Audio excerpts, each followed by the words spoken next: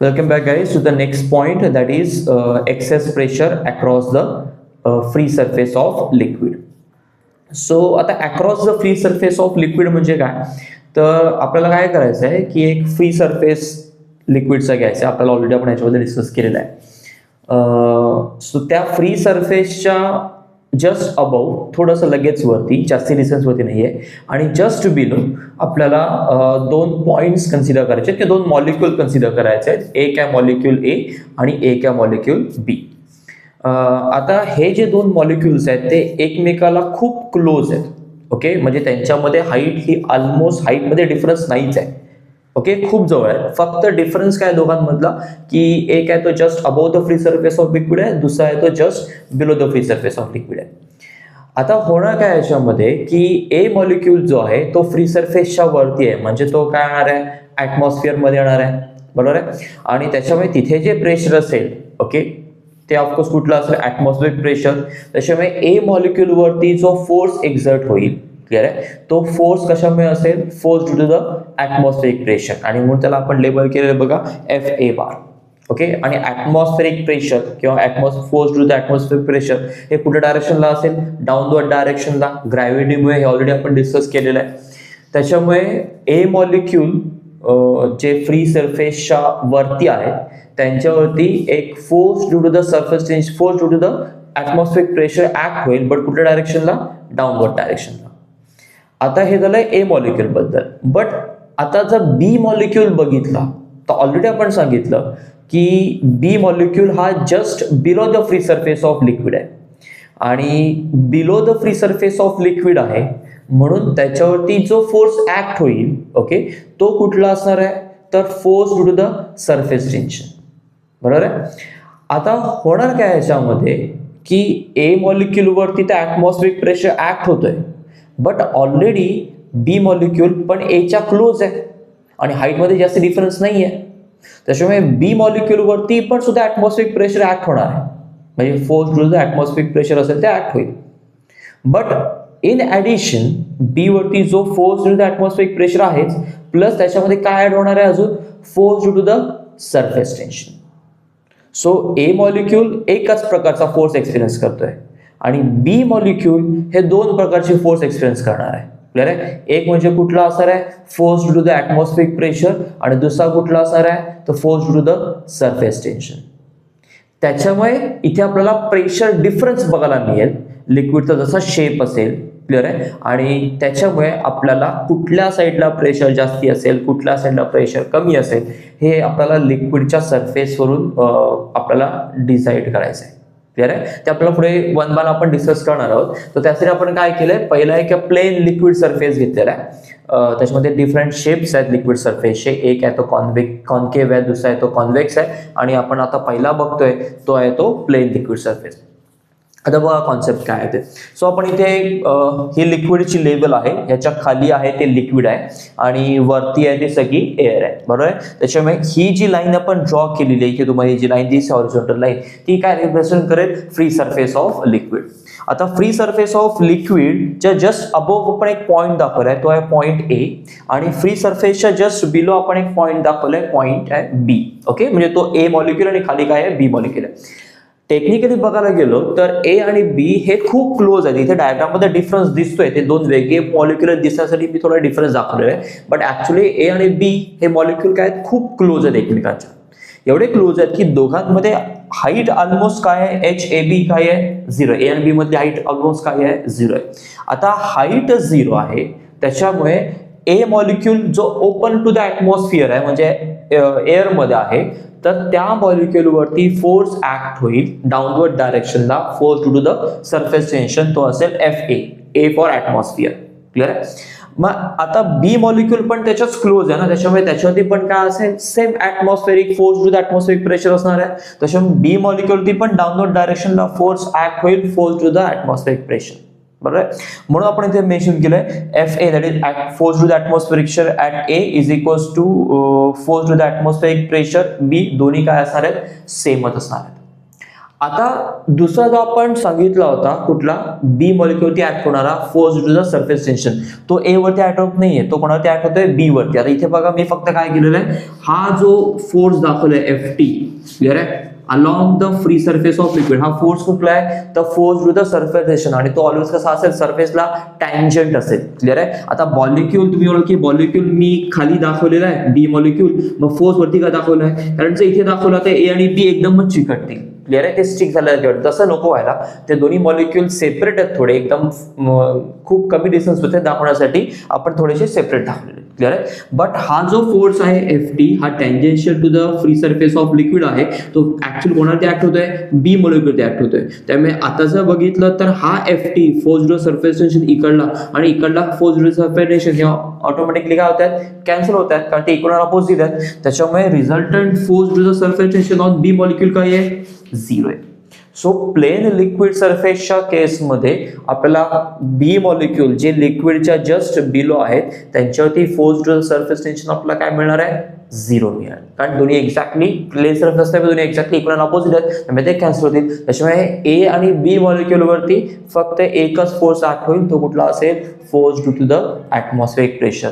आणि जर force same असेल तर ऑफकोर्स आपल्याला माहिती आहे की प्रेशर पण त्या पॉईंटला काय असणार आहे, सेम असेल. So therefore pressure at point A is equal to pressure at point B. म्हणजेच काय की जिथे जिथे प्लेन सरफेस असेल त्या प्लेन सरफेसच्या केसमध्ये आपल्याला प्रेशर दोन्हीकडे म्हणजे just above the free surface of liquid and just below the free surface of liquid, लिक्विडच्या एकदम आतमध्ये बोलत नाही. ओके. आणि त्या कारण ते चेंज होणार आहे प्रेशर लिक्विडच्या आतमध्ये. आपण बोलतोय फ्री सरफेसच्या जस्ट बिलो आणि जस्ट अबव दोन्हीकडे प्रेशर डिफरन्स काय असेल, 0 असेल. प्रेशर डिफरन्स 0 आहे म्हणजे ऑफकोर्स प्रेशर काय असेल, इक्वल. म्हणजे तुम्ही असं लिहू शकता PA is equal to PB. So PB तिकडे आलं तर आपल्याला प्रेशर डिफरन्स काय मिळाला, 0 मिळाला. म्हणजे दोन्हीकडे प्रेशर काय असणार आहे, सेम असणार आहे. ओके. सो आता आपला होता प्लेन लिक्विड सरफेस, ह्याच्यापुढे आपल्याला बघायचं आहे कॉन्केव्ह आणि कॉन्व्हेक्स लिक्विड सरफेस साठी. Welcome back guys. आपण आता नेक्स्ट पुढचे 2 पॉईंट बघतोय. पहिला आहे तो कॉन्व्हेक्स लिक्विड सरफेस, तिथे प्रेशर डिफरन्स कसा असतो आपल्याला बघायचा आहे. नंतर आहे तो कॉन्केव्ह लिक्विड सरफेस, तिथे प्रेशर डिफरन्स कसा असतो आपल्याला बघायचा आहे. सो या केसमध्ये लिक्विडचा शेप आहे, हा असा लिक्विडचा शेप आहे, इथे खाली मेन्शन केले लिक्विड आणि वरती काय आहे, एअर आहे. मग अशी प्लेन सरफेसच्या केसमध्ये पण आपण बघा त्या लिक्विड सरफेसच्या just above and just below आपण 2 मॉलिक्यूल कन्सिडर केले होते, ए आणि बी. या केसमध्ये पण आपल्याला लिक्विडच्या सरफेसच्या just above and below 2 molecule consider करायचे, मॉलिक्यूल ए आणि बी. आता ऑफकोर्स इथे मेन्शन केलेलं आहे, मगाशी आपण ते बघितलं होतं की ए आणि बी खूप क्लोज आहेत. आता ते जर क्लोज आहेत तर त्यांच्यामधला हाईट काय असणार आहे, 0. हाईट मधला डिफरन्स काय असेल, 0. So H almost A B मधली काय आहे, 0 आहे. आता हाईट 0 असेल तर आपल्याला माहिती आहे की प्रेशर दोन्हीकडे काय असेल, सेम असेल, बरोबर आहे, कारण ऍटमॉस्फेरिक प्रेशर सेम असेल. त्यामुळे force to the atmospheric pressure ते पण काय असणार आहे, सेम असेल. म्हणून आपण मेन्शन केलंय force to the atmospheric pressure at A is equal to the force to the atmospheric pressure at B. दोन्हीकडे ए आणि बी मॉलिक्यूल वरती एक्झर्ट होणारा force to the atmospheric pressure काय असणार आहे, सेम असेल. आता प्लेन सरफेसच्या केसमध्ये काय झालं होतं की तिथे सरफेस टेन्शनचा फोर्स जो बी मॉलिक्यूलवरती ऍक्ट होता तो 0 झाला होता, कारण Ft एक्झॅक्टली इक्वल अपोजिट होते. त्यामुळे ते दोन्ही कॅन्सल झाले. त्याच्यामुळे त्याच्यावरचा रिझल्टंट फोर्स काय होता, फोर्स टू सरफेस टेन्शन 0 होता. बट या केसमध्ये force to the surface tension on B is not 0, कारण ते बघा अपोजिट दिसत आहेत पण एक्झॅक्टली अपोजिट नाहीयेत. त्याच्यामुळे जर आपण ह्याच्यामध्ये पॅरॅललोग्राम लॉ ऑफ वेक्टर ऍडिशन आपण यूज केला तर आपल्याला ह्या Ft चा एक रिझल्टंट फोर्स मिळेल डाऊनवर्ड डायरेक्शनला, बरोबर आहे. त्यामुळे हा जो डाऊनवर्ड डायरेक्शनला फोर्स आहे तो एक्स्ट्रा फोर्स झाला बी मॉलिक्यूलवरती ऍक्ट होणारा, कारण ए मॉलिक्यूलवरती तर force to the atmospheric pressure act होतोय.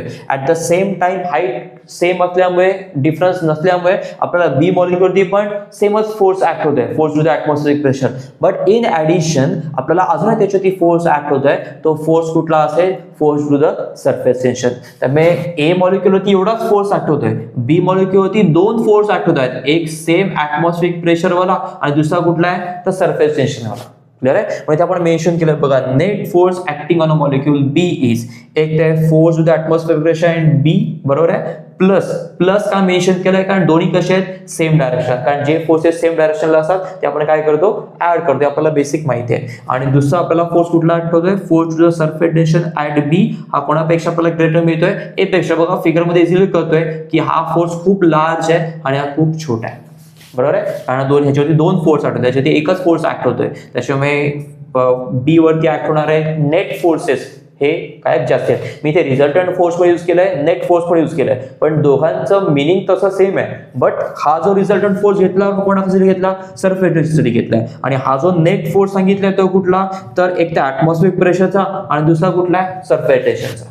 क्लिअर आहे. त्यामुळे त्याच्यामध्ये तुम्हाला काय हे वाटलं नाही पाहिजे, वेगळं काय वाटलं नाही पाहिजे. सो आपल्याला बी वरचा फोर्स ग्रेटर मिळाला आणि आपल्याला माहिती आहे की फोर्स ग्रेटर असेल तर आपल्याला माहिती आहे की प्रेशर पण काय असं ग्रेटर असेल. सो बी पॉईंट आपल्याला प्रेशर काय मिळणार आहे, ग्रेटर मिळणार आहे. आता बी पॉईंट हा सरफेसच्या कुठल्या साईडला आहे, तर ऑफकोर्स कॉन्केव्ह साईडला आहे. वरून आपण बघतोय कॉन्व्हेक्स साईड आहे, वरची साईड कुठली आहे, कॉन्व्हेक्स आहे. बट लिक्विड थ्रू बघितलं तर आपल्याला काय मिळते, कॉन्केव्ह साईड मिळते. सो बी मॉलिक्यूल किंवा बी जो पॉईंट आहे किंवा मॉलिक्यूल आहे तो कॉन्केव्ह साईडला, त्यामुळे आपल्याला कॉन्केव्ह साईडला प्रेशर आपल्याला काय मिळेल, ग्रेटर मिळणार आहे. ओके. सो आपण हा बघितला होता कॉन्व्हेक्स लिक्विड सरफेस. आता आपण बघूया concave liquid surface. Exactly same आहे, फक्त एक मायनर चेंज आहे, लगेच तुम्हाला कळेल. फक्त एवढं सिंपल लॉजिक लक्षात ठेवा की दोन्ही फोर्स सेम डायरेक्शन होते म्हणून आपण काय केले, ऍड केले. आता या केसमध्ये बघा, जसं आता तिथे आपण ए आणि बी मॉलिक्यूल घेतले होते लिक्विडच्या फ्री सरफेसच्या अबोव्ह अँड बिलो आपण घेतले होते, तसंच इथे ए आणि बी दोन मॉलिक्युल्स घेतले फ्री सरफेस ऑफ लिक्विडच्या just above and just below. A वरती जेवढा force to the atmospheric pressure act होईल, सेम बी वरती पण तोच ऍक्ट होणार आहे, force to the atmospheric pressure, बरोबर आहे. आता दोन्ही पण सेम डायरेक्शनला आहे. आता दुसरं झालं काय आहे की या केसमध्ये फोर्स टू सरफेस टेन्शन या डायरेक्शनला आहेत बघा, बरोबर आहे, टँजेंट टू द सरफेस. त्याच्यामुळे त्यांचा रिझल्ट आपल्याला कुठे मिळाला, same atmospheric force to the atmospheric pressure direction म्हणजे डाऊनवर्ड डायरेक्शनला. बट इकडे तसं नाही झालं, इकडे force to surface tension again tangential आहेत पण थोडेसे अपवर्ड आहेत, त्यामुळे त्या दोघांचा रिझल्टंट आहे तो थोडा अपवर्ड अप डायरेक्शनला मिळते. इकडे सेम डायरेक्शनला होता डाऊनवर्डला म्हणून आपण काय केलं, ऍड केलं. मग इकडे दोन्ही आपला अपोजिट डायरेक्शनला मिळतात. कुठला, हा तर त्याच डायरेक्शनला आहे, बट हा कसा आहे अपोजिट डायरेक्शन, आणि जो अपोजिटला तो आपण काय करतो, सबट्रॅक्ट करतो, मायनस करतो. म्हणून आपण इथे काय केलंय, मायनस केलंय. FT म्हणजे force to surface tension at B काय केलं आपण, मायनस केलं. इथे बघा सेम सेंटेन्स आहे, फक्त आपण मेन्शन केलं बघा हा डाऊनवर्ड डायरेक्शन आणि तो कुठल्या डायरेक्शनला आहे, अपवर्ड डायरेक्शनला आहे. त्याच्यामुळे आता जर बी वरती जर ए वरती फोर्स आहे FA आहे, बी वरती फोर्स कुठला आहे, FA पण आहे आणि FT पण आहे, पण FT कसं आहे अपोजिट आहे आणि हे दोन्ही फोर्स एकमेकांना करतील, कमी करतील, बरोबर आहे. कारण मायनस होतोय ना, इकडे ऍड झाला होता, वाढला होता, इकडे कमी झालाय, त्यामुळे मायनस झाला. म्हणजे ऑफकोर्स बी वरचा फोर्स काय झाला, कमी झाला. कोणाच्या कंपॅरिझन मध्ये, एच्या कंपॅरिझन मध्ये. त्यामुळे बी वरचं प्रेशर पण काय होईल, कमी मिळेल compared to A. So pressure at B is less than pressure at A. आता जर तुम्ही बी बघितलात तर तो कॉन्व्हेक्स साईडला आहे आणि ए कुठल्या साईडला आहे, कॉन्केव्ह साईडला आहे. आणि आपण इथे प्रूव्ह केलं की प्रेशर ऍट ए काय ग्रेटर आहे. सो कॉन्केव्ह साईडला अगेन आपला प्रेशर काय मिळालं, मॅक्सिमम मिळालं. क्लिअर आहे. सो मेन दोन्ही पॉईंट आपल्याला कन्क्ल्युजन एकच मिळणार आहे, ते म्हणजे काय, कॉन्केव्ह साईडला प्रेशर ऑलवेज काय असेल, मॅक्सिमम असेल compared to what, convex side. Plane surface असेल तर प्रेशर काय असेल, दोन्हीकडे इक्वल असेल, ऑलरेडी आपण बघितलेलं आहे. बट जर कॉन्व्हेक्स किंवा कॉन्केव्ह लिक्विड सरफेस असेल बाहेरून बघताना, तर ऑफकोर्स कॉन्केव्ह साईडला प्रेशर ऑलवेज काय असणार आहे, मॅक्सिमम असेल. ओके. आणि मिनिमम कुठे असेल, कॉन्व्हेक्स साईडला. आता हे लक्षात ठेवण्याची पण एक ट्रिक आहे, ती पण मी तुम्हाला सांगतो, सिंपल आहे. असं लक्षात ठेवू शकता की कॉन्केव्ह आणि कॉन्व्हेक्स जर स्पेलिंग बघितली तर कुठली मोठी आहे, कॉन्केव्हची आहे. त्यामुळे ऑफकोर्स असं लक्षात ठेवू शकता की त्याची स्पेलिंग मोठी आहे, त्यामुळे तिथे प्रेशर पण काय असेल, जास्ती असेल. क्लिअर आहे. इथे एकच लेटर जास्ती आपल्याला पडतो कॉन्केव्ह मध्ये, त्यामुळे ऑफकोर्स तिथे आपल्याला प्रेशर काय मिळेल, जास्ती मिळेल. असं ही लक्षात ठेवा, ही मेथड आहे. ओके. म्हणजे ट्रिक आहे. क्लिअर आहे. ऍक्च्युअल जी प्रोसेस, ऍक्च्युअल जी कॉन्सेप्ट आहे ती मी सगळी डायग्राम मध्ये इथे मेन्शन केलेली आहे.